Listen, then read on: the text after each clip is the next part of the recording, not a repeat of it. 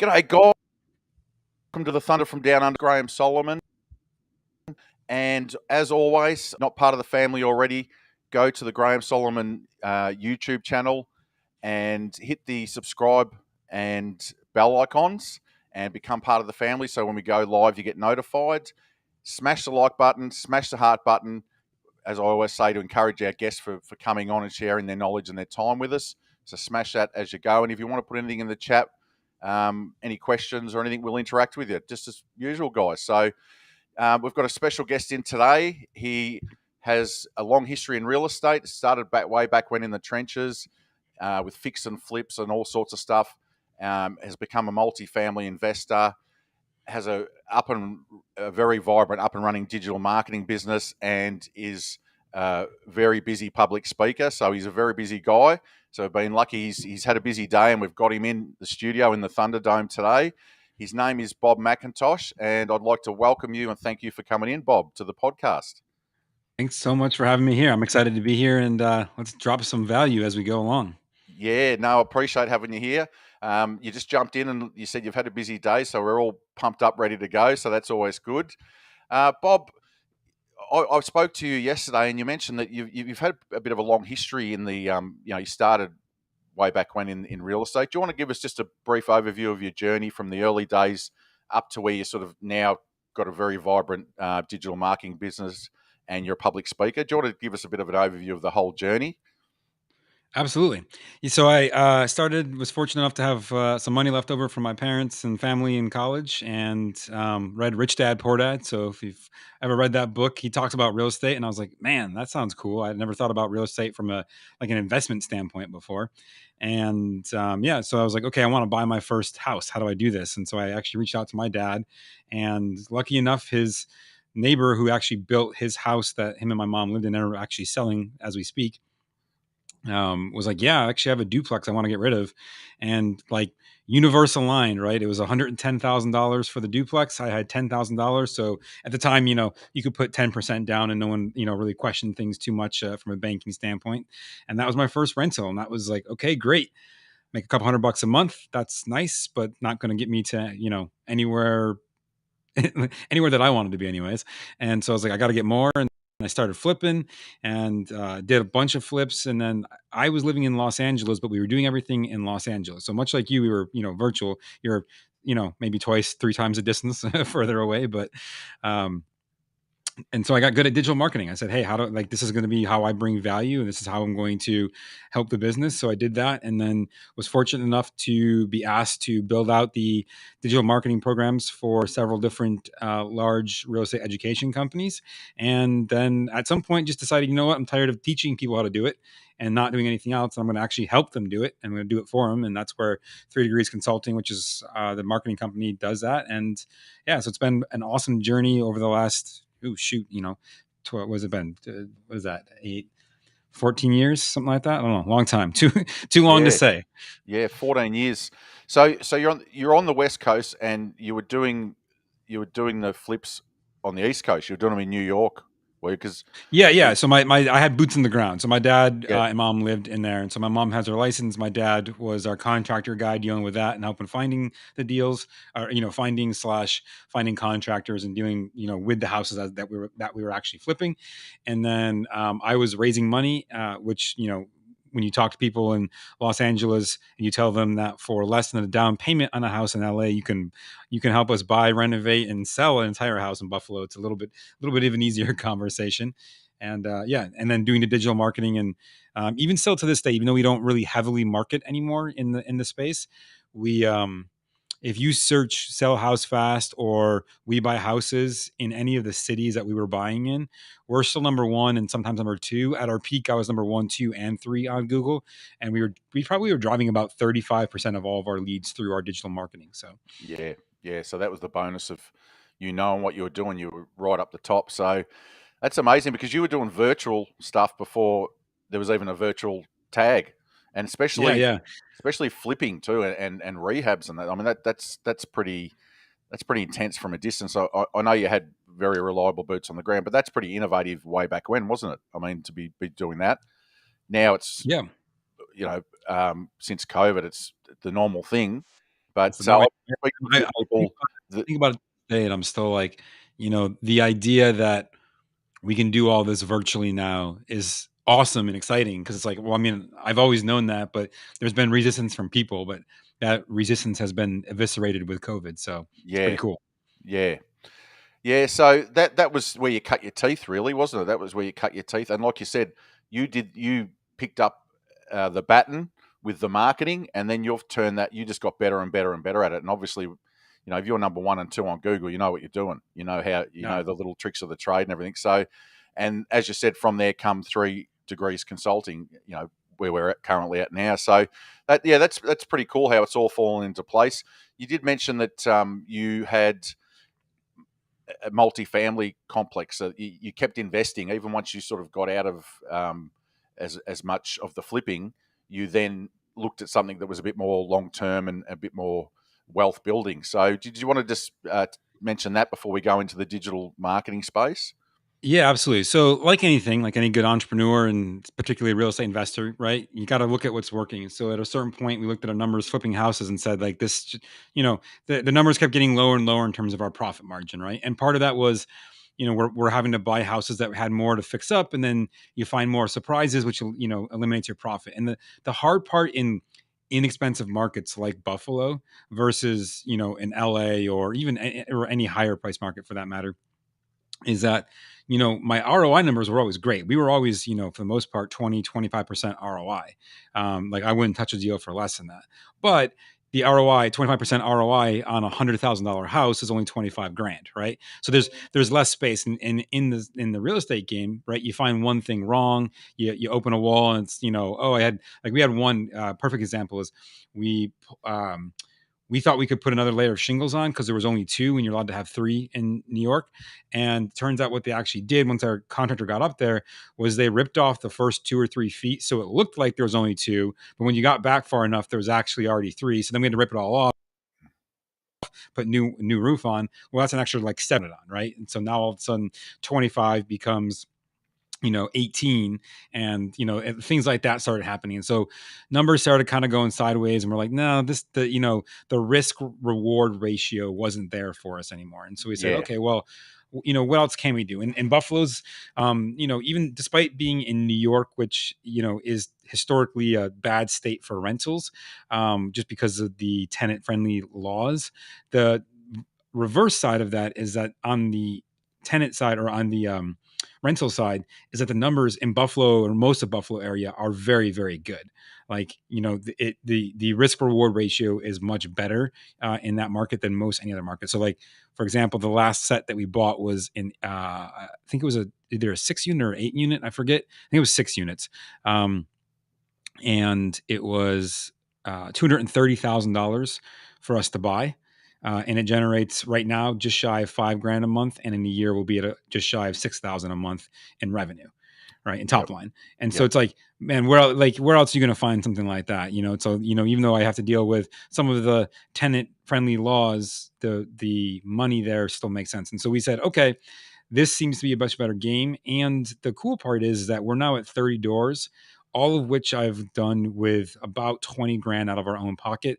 And we just refinanced a bunch of them and pulled out about 40 grand. So now I'm actually, I've been paid to buy, millions of dollars of real estate with very little yeah, out of pocket. So it's doable.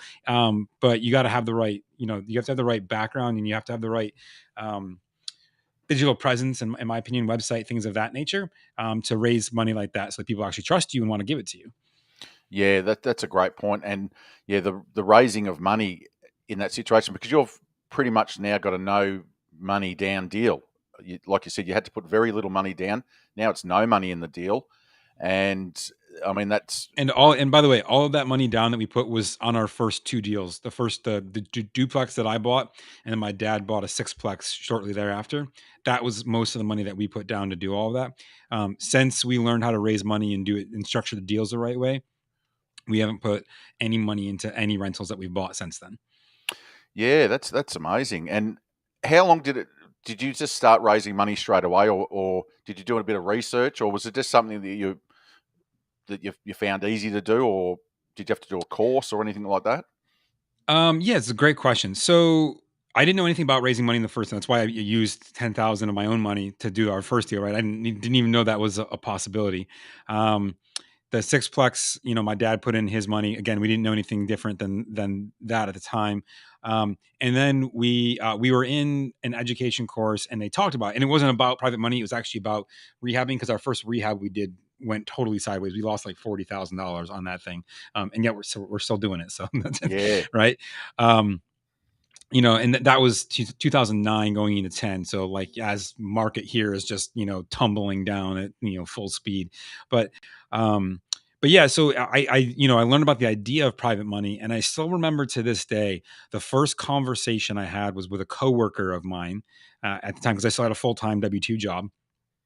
And it was a good paying job. Like, we made good money doing what we did. So I was like, oh man, these are people that have money, let's talk to them. So I remember sitting down. I was in Jersey City, which is where I lived, and we went to a cafe, and I nervous as all get out, right? Like, I just like I was like practically like, I was like, oh, I don't know.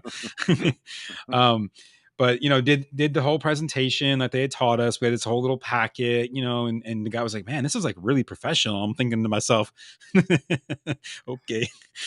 Right, like, I'm just like, I didn't actually laugh, but in my head I was, because I was like, yeah, we're definitely professional. Yep. um and he's like, yeah man, I'm all in. And I was like, great. For the full 10,000. He's like, yeah, so that's it, like 10,000. Like, what am I like, nowadays I wouldn't even probably talk to someone for 10,000. It's hard. But then it was like, man, like, this is great, I got $10,000. Okay, awesome. And it just kind of planted the seed that, hey, this is possible to do it. And then we kind of ramped up from there and said, okay, well, let's keep raising. And then the thing that I found to be the best driver for raising money, ironically, has nothing to do with actually doing deals, at least at the forefront. It's about being present. Um, the simple fact is that I have an audience, I have a following, people know who I am, and I've built trust over the time that I've done this. And so, because of all those things, if I need money, oftentimes I can just throw out a post on social media, if I really do, and find it. And then a lot of times people will just come to me and bring me opportunities and money and things like that, because they're looking at me as a trusted resource. And a lot of that is simply because I've done a good job of building my online presence, so that it looks, whether I'm doing a deal or not, with right, actively or whatever, like, right, they see me out there and I'm a known quantity. And at the end of the day, we as human beings gravitate towards known quantities more than unknown quantities. Yeah, that's a great point, and that's, we're sort of heading right now to the digital marketing side of it. And what's great is that you've like I said earlier, been in the trenches. You've done everything. You've taken action, and you've learnt by not educate. A lot of times not education, but just by doing. And so you are prime. You've sort of worked your way all the way through to where you are now, and you've got the authority to be able to speak on these things. And like you said, that cross with you being an expert in digital marketing now, you've got the following and the presence and the experience in the trenches. So that's a great combination. And do you talk to, when you do a lot of your public speaking, that do you talk about back in the day and how you went through stuff, or is it more relevant to what you're doing with the digital marketing now, less so than real estate? It depends, right? So I am a fan of talking about the experiences that have caused me to learn things, or that have taught me things. At the same time, I'm always talking about, in the real estate space, especially, right? There is a lot changes, right? And especially more recently. And so I like to kind of mix not only the stories that I've learned, every story that we've learned something from helps, is relevant to today. But a lot of things change from here to there. And in digital marketing, especially, if I look at the last, let's say we went really heavy in digital marketing, probably starting in like 2011. That was like when we really got into it. And I would say from around 11 to now, so you're talking 11 years of time, there's been probably 4 or 5 major shifts in digital marketing in that time. And Yeah. so, it's one of those, if you're listening to someone who's doing something from even 2 or 3 years ago, they're already behind the times in digital marketing. Like, that's, at this point in time, it might as well be ancient history. Yeah. So you got to start. You got to stay relevant. You got to stay relevant. Yep. You got to keep moving forward with the times. Yeah. But I And I mean, would say too, like the other thing about that is understand that as a and I hammer this a lot. As an entrepreneur, it's not your job to stay up to date on all of the digital trends unless that excites you. And for most folks, it doesn't. And that's okay. Like you do better to connect with and follow people like myself and others who are out there who, like I geek out on this stuff, right? Like a lot of my free time is spent reading reading the blogs and listening to the podcast and understanding. And I attend all the virtual events and live events and all that because to me it's exciting, right? So and then I can take all this information, distill down. Here's the information that you need, right? And so I tell everyone like, hey, even though digital marketing changes a lot, just follow a couple of key folks that will distill it down for you, because there's no need for you to know everything that I know about digital marketing unless you wanted to run an yeah, agency. yeah, that's great advice because yeah, then you can focus on what you're doing and just people can watch you. And yeah, that's the way to learn, isn't it? Because you can't do everything, and that's the thing. You get caught in the weeds if you try and do everything. So that's another little gold nugget there. Is just follow a few people that are way down the track than you, and just emulate what they're doing on a different scale. So no, that's awesome. So that leads us to the digital marketing space and your actual business. Can you give us a bit of an overview of firstly, like you said, there's been a fair few changes and it changes quite rapidly, but what you're doing now and what you find is really effective and working in this current space. Absolutely. So yeah, so we are a full service digital marketing company. So if it touches digital marketing in any capacity, we can do it for you. But we have a primary focus on websites, and we have a CRM specifically for real estate investors. We can use it for other people too, but we have a lot of details built out for real estate investors. And then we do a lot of social media posting, content, things of that nature, and a few other things too. But those are the primary aspects. And right now, what's working? And so if you're watching this and you're going, man, I'm struggling to find deals, because most people are, not everyone, which is interesting, right? I always find it fascinating whenever the masses are saying I'm struggling, but there's a few people saying I have more deals on I can handle. But I always know there's a disconnect, right? There's Yeah. something is disconnected in that. And what I'm finding right now, and this has been a fascinating journey actually of learning this. When I started in real estate, on average, you could buy a house with somewhere between 5 and maybe 7 touches to a motivated seller, right? And it was easy, and I say easy in the sense that in comparison to today, because everyone wanted to sell their house. No one was buying. It was very much a buyer's market. I was just actually on a podcast earlier today and I was like, hey, like, do you remember REO tapes? And they're like, she's like, no, that was even before my time. I was like, yeah, like back in like 9, 10, 11, even 12, like literally there was so many foreclosures happening that they would bulk package them and they called them tapes. And I actually never understood why they call them tapes, but, I think it was something to do with like they would print them out on a reel of like almost like adding machine tape or whatever. But anyways, it's like, okay, I got a tape of 125 houses. Who wants to buy them? Like literally that, like it was just like, here's a bulk set of houses, and it's like, okay, well, average house value is 110,000. So the tape is $10 million. Okay, well, I'm not paying $10 million for that. I'll give you 6 million.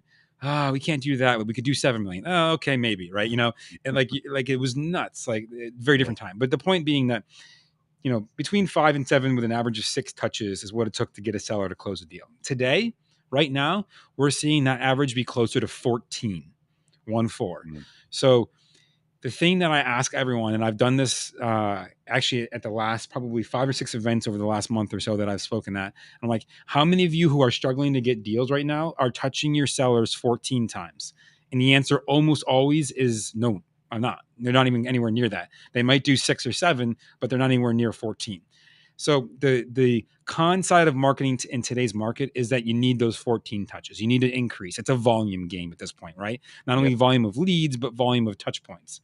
But the pro side is that it's never been easier to automate and push out touch points than it is today, right? Utilizing the right CRM, you can automate both emails and text marketing and even Facebook Messenger marketing to handle that for you. So now all of a sudden, let's say you send out a postcard, right? That's 1 touch, and you say text in, that's 2 touches. You text back, that's 3, and then they put in a sequence, but that gets you the next 11 touch points, and all of a sudden you're closing more deals. And it's simply a matter of increasing your follow up more than anything else. And so no matter what marketing that's working for you right now, I promise you, if you increase the volume of your touch points, you'll close more deals from what you're already doing.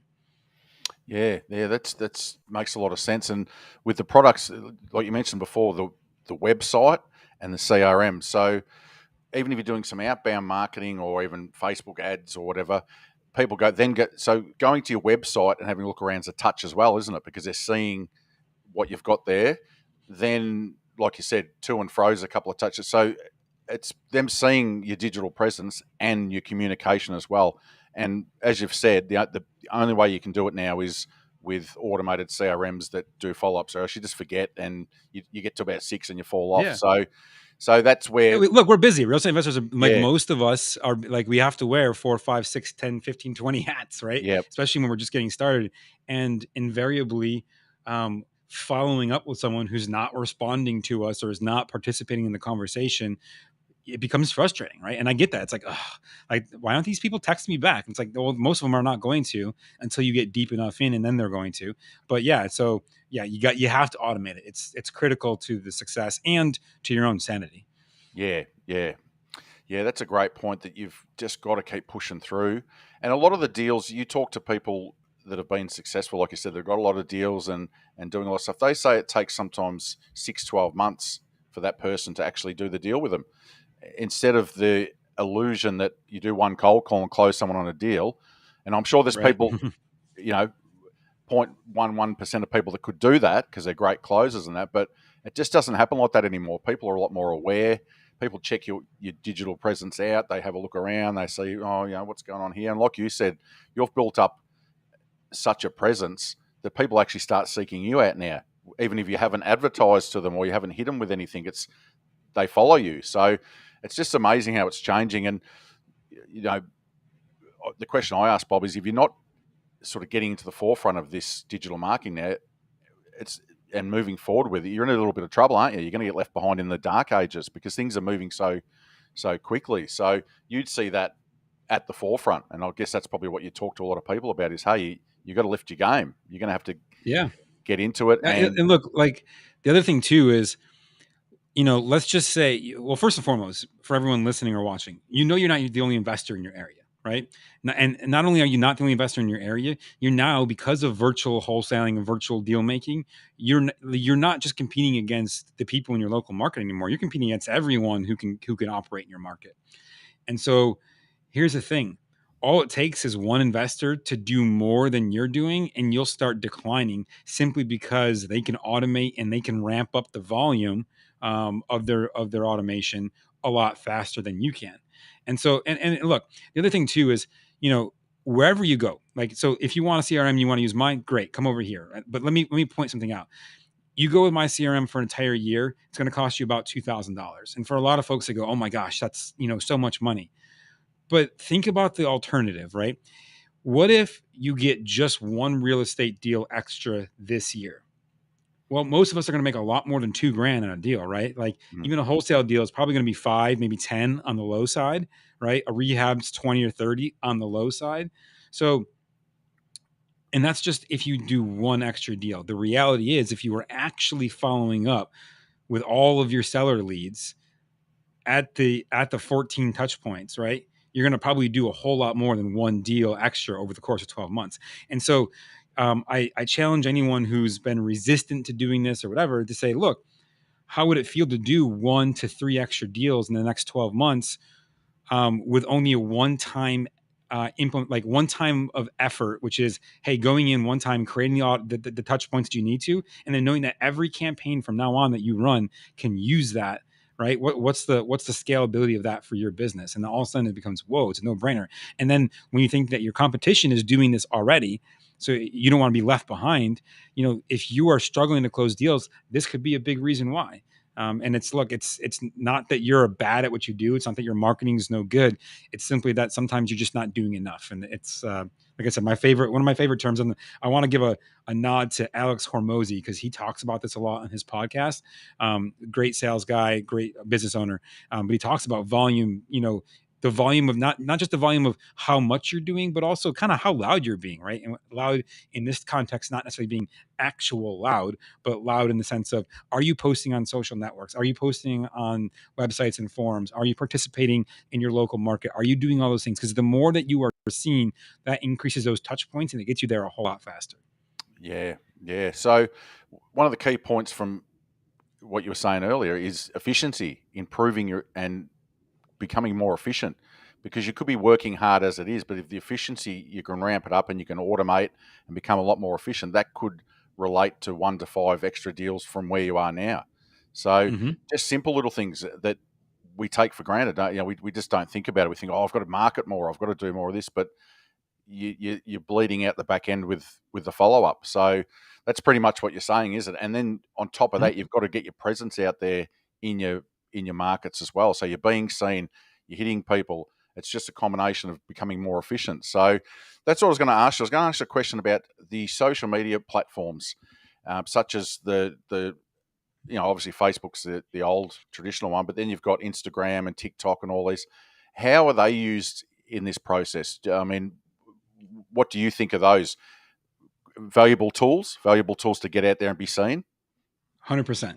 So let's break that down, because there's several things, and there's actually some opportunities right now that have not existed for about 6 years. So it's important to recognize that. So first and foremost, all social networks have value. No matter how you personally, not just you, Graham, but anyone on that's watching this, no matter how you feel about it, there's value in them. Clearly, right? Like, a lot of people think, ugh, TikTok, ugh, right? But they were the fastest social network to hit 1 billion users ever, Mm. right? They did it in half the time it took Instagram. So regardless of how you feel about it, the users have spoken and said, yeah, we like this, we want it, right? So that's number one. Number two, uh, social media is a touch point, right? They find your page, they see a video, they see a whatever. That's another touch point. So even if I have, let's just say, 14 automated touch points in my CRM so that I can get to my 14 and know I'm doing okay. If I do more social media and my buyers, sellers, whoever see that, that's an additional touch point. So I may not even need as much in the CRM. Like, I get to touch point number 7 in my CRM, but so that's one. They looked at my social media on TikTok. That's one. They looked at my Instagram. That's 3. They watched a video. So that's 4, right? So those are opportunities for you to also increase your touch point. And the social media posts, they live there forever. So, if they watch 3 or 4 posts, that's 3 or 4 touch points in most cases, right? And Yeah. so it can accelerate the time frame for you to be out there. Not only that, if you want to raise money to do your deal so that you can do, like we did, where it's, hey, we've got very minimal money into owning a lot of real estate that generates cash flow for us, then being seen is a great way to do that, because people are not going to part with hundreds of thousands of dollars with you unless they know they can trust you. And if they can't trust you, they're not going to. But the bridge of trust is built faster when we utilize social media. Because they can see us, they can see what's going on, they see what's happening. Maybe even, like, if they lent you money on a project, like a flip that you're doing, for example, right? They can see, oh wow, there it is. That's what's going on. So, like, when we were actively flipping, I would force my dad to go to every week, every project we did, and do a Facebook Live, and then I would share that live with every lender on the project, at the very least, to say, hey, here's where this is what your money is being used for, right? You can see it, and that builds that bridge of trust faster, because they're like, oh wow, I can actually see what's going on, right? And I know you're making progress. I know you're doing the work, and that is why. And that's also why, right? Like, even though we've lost money on deals, and I've had to tell lenders that we've had to do that, we've always paid them back every single cent, even if it took longer than we thought. And it's also why most of our lenders, almost all of our lenders, have been with us for years, Mm. right? Not because of anything else other than, hey, I do a better job of making sure that they know what's going on and building that bridge of trust. And social media is like the quick cement, if you will, and bridge building. Like, it's a pop a bridge up and you're there a whole lot faster. So it's huge. Now, one other thing that's really important, and for all of your listeners, I'm hammering this right now because the opportunity is limited, and it won't be here forever. And that's Reels specifically, but also TikTok to that matter. So Instagram knows that it's losing ground to TikTok in an unreal pace. Like, and that's kind of funny to say that, unreal, and then they're using Reels. But anyways, they're losing ground dramatically. So much so that they are literally willing to pay people to post reels. Case in point, as of today, for the last 2 weeks, I've accumulated $70 in free cash from Facebook/Instagram just for posting reels. Now, like, look, it's not game changing money by any capacity, right? It's $70. But the simple fact that they're willing to part with just straight up cash for reels says how important that they feel it is. Now, the other side of this is that the algorithm currently is promoting reels at an insane pace. If you post reels, it will get significantly more views than if you do regular posts or stories or anything else on Instagram. Right now, I did a 4 week test. I posted 2 weeks just regular posts, and the last 2 weeks I've done reels. Um, from the first 2 weeks to the last 2 weeks, my viewership, my reach, and the people who actually see my content has increased 1,530%. Wow. Wow, that's Right? huge, isn't it? It's nuts. I have clients right now that are posting reels, and when they do, like the one guy's got like 67 followers on Instagram, posted a reel and it's got like 5,000 views. Right? Like Yeah. it's insane. Right? And so take advantage of this, because here's the deal. This is only going to be 3 months, probably the next 3 months at least, maybe 6 if we're lucky, 12 on the outside, but probably not. Why? Because like everything Facebook does over time, they push out a new feature, they algorithmically bonus it so that you can do it until everyone's using it, and then they start going back down again. Just like they did in 2016 to 17 with Facebook Live, right? For a while, you did a live, and man, it was like through the roof. But by 2018, you do a live, and it's 1/10 of the viewership that it was in 2016, right? Yeah. And the speed of this is only increasing, in which they go up and back down because the speed of implementation for people is increasing, because I know this is going on. So you've got 3 months from today's being August 25th, 2022, right?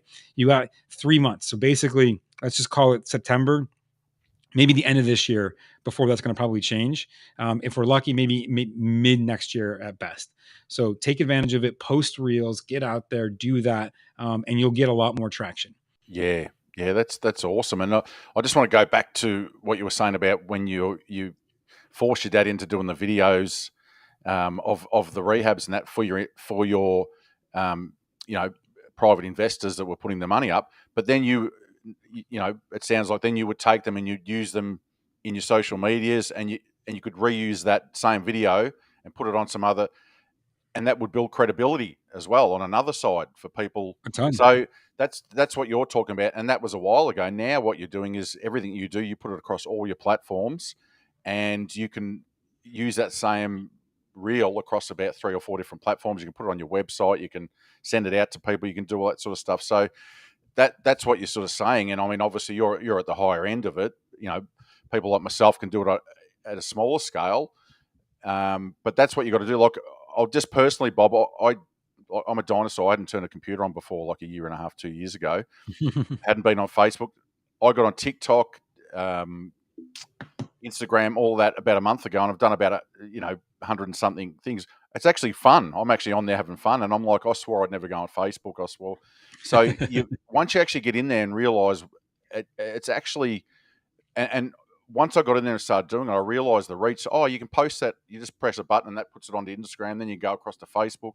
It's so easy to use the same one video across a few platforms. So that's exactly what you're saying, is take advantage of it now while it's hot. Get them out there, build up all your reels and everything. And then, when it slows back down, you've already got a bit of a presence out there and you've used it to your advantage. So the next question I had for you was, you do a lot of videos. So are you talking about like really short, sharp videos? Is that what's really sort of trending at the moment? Yeah. So, I mean, a lot of things can work. So when it comes to reels, so here's the thing. You don't have to be dancing. That's usually the first question. I'm not going to get on TikTok and dance. Cool. Don't. I guarantee you I don't. No one needs, they talk about white boy moves. I've got like the lowest level white boy moves. Okay. Yeah, I'm with you. I'm with you on that one. So yeah, you don't have to. But what's working really well right now is what we call talking head videos, which is just a video shot in a vertical format. So up and down, because that's how TikTok and Reels work. Right. And then there's captions right below. And by the way, this is a pro tip: have the captions right below the mouth. because people will watch your face and your mouth mostly. So if the captions are like way off someplace else, they have to decide between reading it or watching your face, and that's a hard thing to do. So it makes it less user friendly. So just right there, because then it's easy to see it in your peripheral vision. And just do them. And so what I do is, and I've actually got an entire framework that I build this on, but I go in, I make an entire month, I set up an entire month of, okay, this is what I want to talk about. And then I record 1 minute videos, no more than 1 minute. And here's why. TikTok limits you to 60 seconds right now. Reels can be longer, but what I find easiest is I record a 1 minute video, and now I can use it on Reels, TikTok, and YouTube Shorts, as well as Facebook Reels, because they're technically separate. And I have one video. My editor adds the captions in for me, but there's also automated tools you can even get to do it for you too. And then you just post that. So now it takes me approximately an hour and a half to create a month worth of videos at 1 minute per pop. Right. So we'll call it 30 minutes of actual record time, plus about, an hour of back and forth between saving the videos, naming them so I know what they are, and all the other things that go along with that. So in an hour and a half of time, I've got an entire month of daily posts ready to go. And then I send them off to my editor. She puts the captions in for me, and then I publish them once a day. Now, other pro tip is, in all the platforms, music is a critical component. So find trending songs, and most of these apps, by the way, Instagram and TikTok specifically, both do this, tell you what's popular, and they tell you how many Reels or TikToks are using it, right? Looking for anything above 20,000. That's usually my goal. Pick a song. I try to pick songs that don't have any words in them, because I don't want the words in the background competing with what I'm saying in my video. Yep. Add the song inside the app. So the video has, like, the only sound in the video is me talking. There is no background noise. And then I just add the song in the app itself. And I just crank the volume down to, like, usually around 8% or so, so that it's there. You can hear it. It's still usable. So if the algorithm is like listening to it, they still hear the music, but it's not so much so that it's distracting away from what I'm saying in the video. And by doing that, you also capitalize on the video's trendingness, which boosts it out there even further. Wow, there's some serious gold nuggets there. That's you've thrown out a heap of value there. That's amazing, yeah, because these are the little things you got to know, rather than just posting something and it's hasn't got all those little add-ons to it. It won't trend, will it? It won't get the views, because it's got to have a certain feel and a certain, like you said, a little bit of back music and all that sort of stuff. So that's amazing. And by And the way, for any of your listeners or watchers, I have a framework that will help you content using emotional hooks, and exactly on how to say it and all that stuff. Just shoot me a message on any of my social networks or an email if you're listening or watching. Let me know that you found me on Graham's podcast, and I'll be happy to send it to you totally free, no charge. I have the video up there. I just need to know where to send the link to. yeah, that's cool. That's cool. I can actually put it on my website. I can put it there too. Put it with in the description. So that's awesome. Thank you for that offer. I'll be the first one. I'm listening to you now. I can't wait to jump off and watch some of your reels and that, because, like you said, watch what someone that knows what they're doing is doing, and then just emulate that. No, that's a great offer. And Thank by you the way, for that. the crazy part too about all this is that when you think about a 1 minute video, like, we think about, oh my God, I got to create 365 videos. That seems overwhelming. It's actually harder to condense something into 1 minute than you think. At least for me, it is, right? I'm a very verbose person. So I have to, like, really think about the most time consuming part for me is trimming my words down to fit into a minute. And a lot of times you'll find that the 1 minute is way faster than you think. And so it actually becomes fun. It's like a game. Like, how do I condense this down to make it fit and actually still make it work? So little Yeah, food for thought. absolutely, absolutely. I mean, you've been doing this for years. I've only just jumped on these platforms recently, and I love it. It does get the creative juices going, doesn't it? And you have a bit of Mhm. fun. I mean, that's awesome. That's awesome. In a real estate space, it can be a little bit flat sometimes. Sending out cold calling and sending all that sort of stuff. So I think it's amazing. I'm glad I just sort of tripped over it a little while ago, and I think it's fantastic. But the thing I've got to ask also with you is, do you, like, obviously you do a lot of public speaking? Is it on all of this? Do you coach on this sort of stuff? Do you teach people this, or is it more like the whole digital marketing framework? Like, you've got certain things like do your website, do this, so you've got a framework that you teach people? Yeah. I don't really have a lot of coaching clients right now. Most of my coaching is done through a one-to-many format. That's a whole fun story. Maybe for a different time we can dive into. I tried to get into coaching and then realized I'm miserable at it, to be honest. Um, but yeah, no. So yeah, I have frameworks, and a lot of what I do, a lot of what I teach is on podcasts, events, and things like this. And then a lot of that I share over to my YouTube channel, which is a work in progress. I'll be honest, sometimes a little lazy on YouTube because it takes a lot of effort to make YouTube work the right way. Um, but with that said, yeah, I do a lot of just teaching in this capacity. And then look, the thing that I found is I'm happy to give you all of my knowledge on how to do everything because I know from my personal experience that probably less than 1% are going to actually do what I teach. And at some point, they're just going to say, "Oh, Bob, I'll just have you do it for me." And I'm like, cool. And if you do it yourself, great, awesome. Look, I want everyone to win. I'm here for like my one of my tenants in my business is I'm here to help you win, whatever that needs to look like, sort of like actually screwing people over, I'm not going to help you do that because that's not Yeah, winning. But yeah, like, I want you to win, however that looks. So if I learn something that can help you, I'm going to share it because, hey, I want us all to go on this journey together of awesomeness.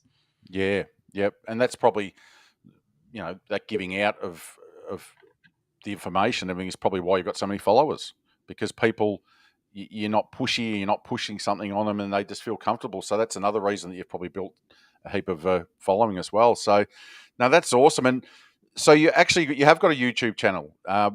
Is it just Bob McIntosh, or is it 3 Degrees Consulting? It's the Bob McIntosh. Every social media channel I'm there. So I Oh, think so YouTube that, is youtube.com/c/the Bob McIntosh. But yeah, yeah, you just I've search actually me. got on the screen. I've got the Bob McIntosh. So that's cool. Everyone can can hit all your social medias on that. And then we've got Bob at go3dc.com. So that's your 3 Degrees Consulting. So Yep. yeah, I'm pretty excited. I'm going to be checking everything out. So I advise all the viewers and people that see this, even the replay, to check it out, because it is where it's heading. It's I mean, you know it's such a highly competitive market now. You just have to have an edge. So, and it's funny, you've just hit it on the head, Bob, that people say, "Oh, I'm not doing this. I'm not going to take a picture of my plate of my food." You don't have to.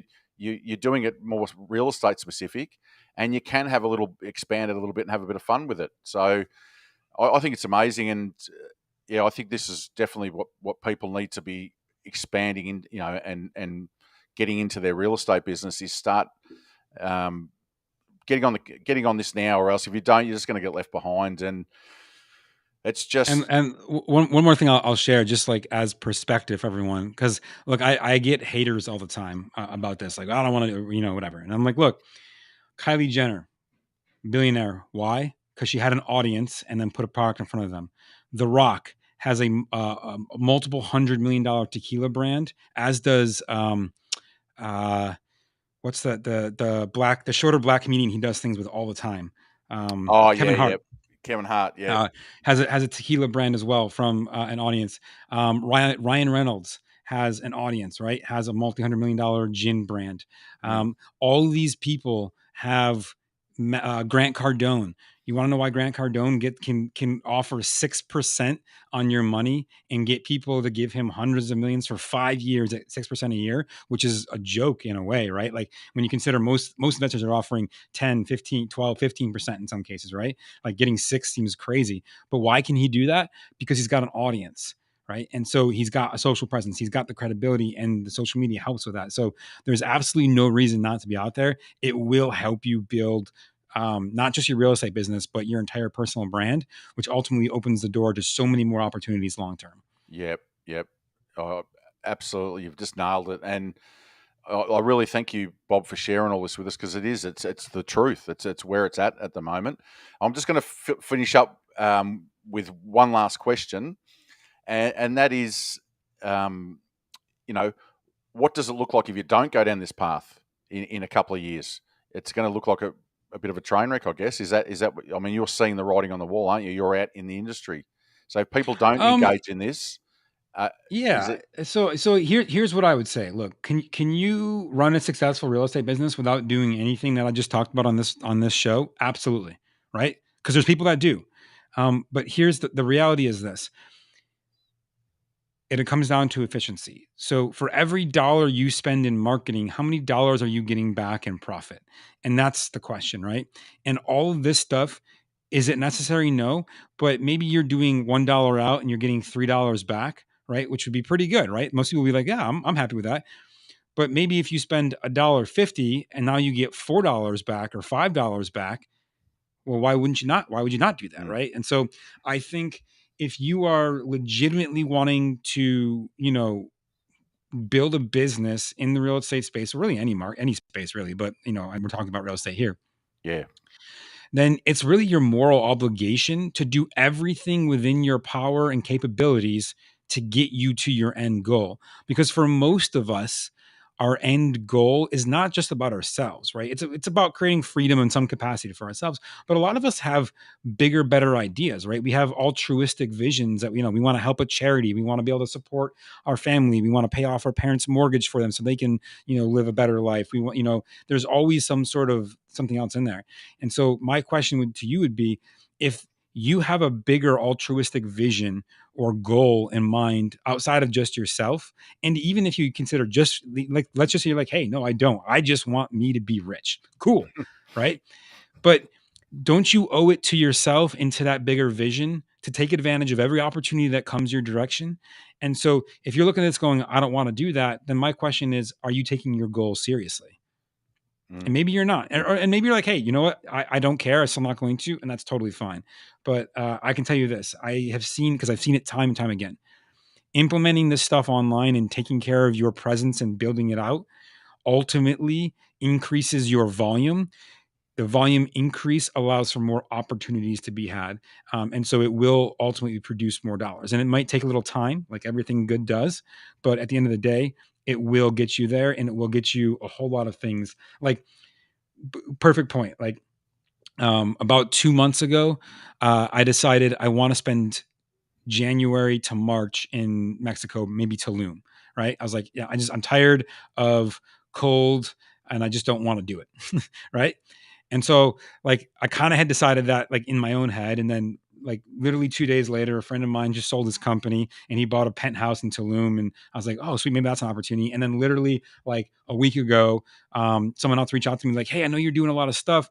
I saw that you were going to Tulum. I actually have a hotel that we can buy in Tulum. Are you interested in partnering with us? Right? And I'm like, how crazy is that like, these opportunities would never have come my way unless I was out there doing the things that I'm doing on a day-to-day basis.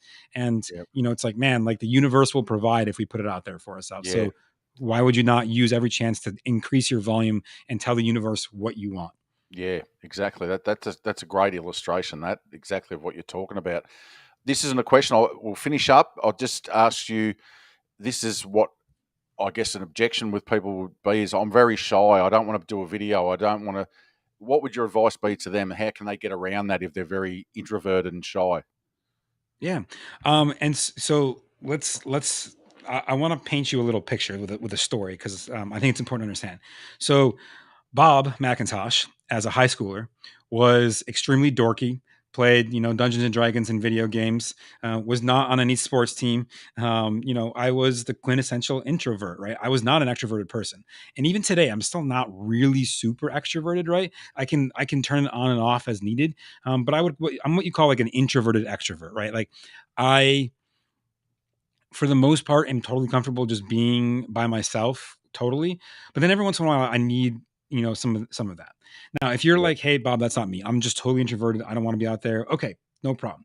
So how can we work around that? Well, fortunately for you, in the game of real estate, there's a million ways that we can do that, because we're not necessarily the face of the company. The real estate is, right? Like, we're not trying to be a health and wellness coach. We're not trying to be, a therapist. We're not trying to be a doctor with our own practice, right? We're trying to be real estate investors. And so let the real estate do the talking, right? And that's where I would start. Get more, don't be on camera, turn your camera outward facing and walk through the real estate. Talk about the house, right?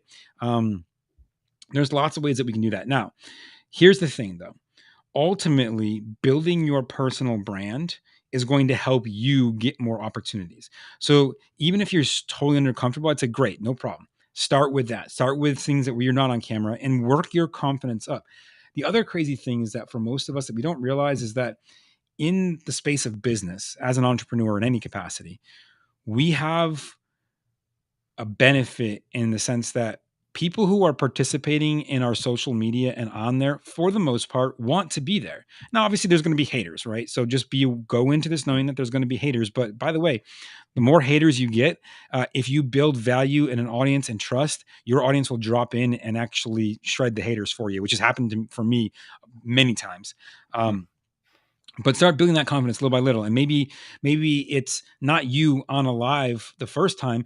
Maybe it's, hey, you do an interview with a friend, or you hop on a podcast like this where you, like, and it's pre-recorded so that if you totally mess it up, it's not being live streamed, and you can change it up, right? Like, but start getting used to it, because if you can do that too, you'll have a whole lot more success. Go to local events and just speak up. And then one thing that really helped me, especially when I got started, was I signed up for Toastmasters, which is an international organization. It's, generally speaking, very inexpensive to join one. You're talking usually somewhere, I think I paid, the one that I joined was like $15 a quarter. So, $60 a year to be a member. So it's an insignificant amount of money in the bigger picture, right? And just work on yourself there, and start building that confidence. Not only will it, and by the way, doing that has ulterior benefits. One of those being that you as a person will become more confident to be on social media and all that, but you'll also become more confident in negotiations and closings and talking to people and raising money and all the other areas. Because at the end of the day, all of this business requires us to talk to a lot of people, right? And because we have to talk to a lot of people, we need to build that communication confidence. And so as you get better at doing that, this stuff can help you not only in social media, but in your actual business, closing, negotiating rates with a lender. Like, imagine that you felt confident enough to negotiate down from 14% for an interest with a private money lender to 12%, right? That's 2%. That's, in many cases, tens of thousands of dollars a year that you're making from having better confidence in who you are in your communications. And it's a benefit in life to be able to communicate in your social life and everything. So that's a brilliant answer. I'm gonna finish it there, or else we'll be on for about 3 hours, because I love this stuff. I want to quickly, I'm that pumped up, I want to jump off and get on TikTok and do some reels and stuff now. I'm that excited. Can't wait. Tag me in a few. I can't wait to see them. Yeah. Well, I'm learning all that sort of stuff. So no, I'll have to go to your YouTube channel and just check out some of your hot tips, because like I said, I'm just learning. But no, I just think it's brilliant. And like, you just, if you have got traditional ways with marketing and your real estate, yeah, like you said, if they're working, keep doing it. But this is just something that you can add on slowly and build up and take advantage of the new way for the next 5 years or whatever. So awesome. Absolutely. That is just awesome stuff, Bob. I really appreciate you coming on. That's just, you're dropping gold nuggets everywhere. So thanks for bringing the value. And little Salt Bay. yeah, and I'll let you go, because I know you've got more stuff to do now. You've got to go and do some speaking tonight. So thank you very much for slotting us in. It's been a great interview. And as I always finish off with us, thanks to Bob McIntosh, you guys have been thunderstruck.